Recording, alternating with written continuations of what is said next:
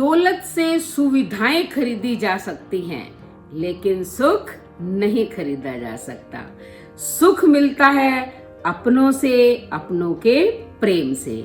अगर पैसों से सुख मिलता तो आज कोई भी अमीर आदमी दुखी नहीं होता।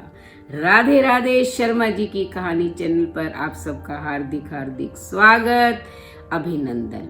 बेटा, हम भगवान को भोग क्यों लगाते हैं, इसके पीछे का रहस्य क्या है, ये मैं आज आपको कहानी के माध्यम से बताऊंगी।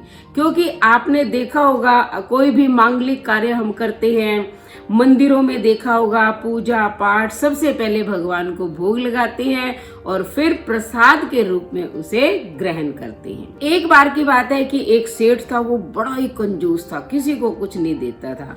एक बार उसने अपने बेटे से कहा कि मैं थोड़ी देर के लिए जाता हूँ, अगर कोई चीज लेने आए तो बिना पैसा लिए आपको कोई चीज बेचनी नहीं है। बेटे ने कहा ठीक है। इतने में ही एक संत आ गए। वो संत उसी गांव के थे, तालाब के किनारे रहते थे और वो अपने एक समय के भोजन के लिए घर घर से चीज मांगते थे, यानी कि 4-5 घर से जो उनको चाहिए था वो ले लेते थे और उसके बाद वो नहीं मांगते थे। आज उन्हें नमक की जरूरत थी, वो वहां आ गए। उन्हें बेटे से कहा कि मुझे नमक चाहिए, बेटा दे दो। उसके बेटे ने जो है खोला एक डिब्बा और 1 चम्मच नमक उसे दे दिया। संत चले गए। इतने में सेठ जी भी आ गए।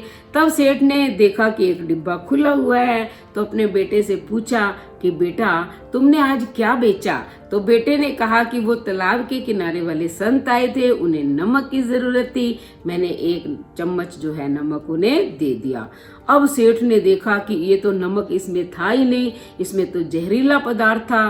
तो वो पहले तो उन्होंने अपने बेटे को डांटा और फिर दौड़े संत के पीछे। संत ने क्या है, भोजन बना लिया था, भगवान के भोग लगा दिया था और खुद भोजन की तैयारी कर रहे थे। अब दूर से ही सेठ चिल्लाए जा रहे हैं कि रुको रुको रुको। जब पास पहुंच गए तो उन्होंने कहा, महाराज इस भोजन में जो आपने नमक मिलाया वो नमक नहीं था, जहरीला पदार्थ था, इसलिए आप भोजन ना करें। लेकिन संत जो थे उन्होंने कहा कि देखो, हमने ये भोजन जो है भगवान को भोग लगा दिया है।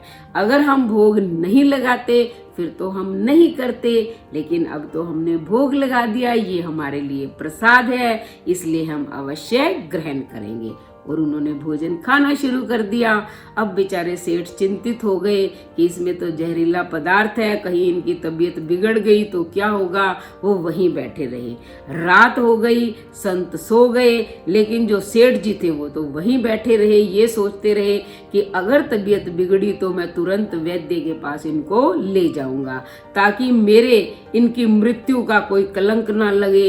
हो सकता है इनकी मृत्यु भी हो सकती है, कम से कम मैं ले जाऊंगा, इलाज हो जाएगा, तो ये मरेंगे तो नहीं। ये सोचते सोचते जो है सेठ जी को भी नींद आ गई। सुबह जब उनकी नींद खुली तो देखा वो संत तो तालाब के किनारे स्नान करके आ रहे थे।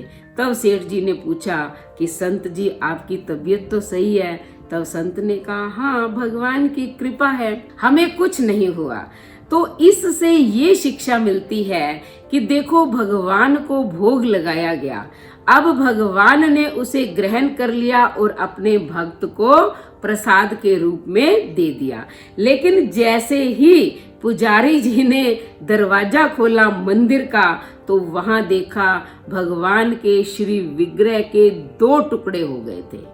उनका शरीर पूरा नीला हो चुका था, यानी कि जहर तो भगवान ने खुद ग्रहण कर लिया और अपने भक्त के लिए प्रसाद छोड़ दिया। आपने सुना होगा कि हिरण्यकश्यप ने भी अपने पुत्र को उसी की माता से जहर दिलवाया था, लेकिन क्या हुआ, प्रहलाद बच गया। स्वयं भगवान ने जो है वो विष ग्रहण कर लिया। ऐसे ही मीरा को चरणामृत कहकर और क्या दिया गया था, विष। उसके लिए चरणामृत बन गया, क्योंकि जिस भक्त का विश्वास होता है भगवान पर, भगवान उसके लिए सब कुछ करते हैं। वो विष को स्वयं ग्रहण कर लेते हैं, यानी कि भोग के रूप में और प्रसाद के रूप में शुद्ध चीजें अपने भक्तों के लिए छोड़ देते हैं। तो आइए आज से हम भी ये नियम बनाते हैं कि जो भी हम भोजन करें सबसे पहले भगवान को भोग लगाएं, फिर खुद ग्रहण करें ताकि हमें कोई कष्ट ना हो, क्योंकि भगवान अपने भक्तों के लिए स्वयं विष धारण कर लेते हैं और प्रसाद अपने भक्त को दे देते हैं। तो कैसी लगी कहानी?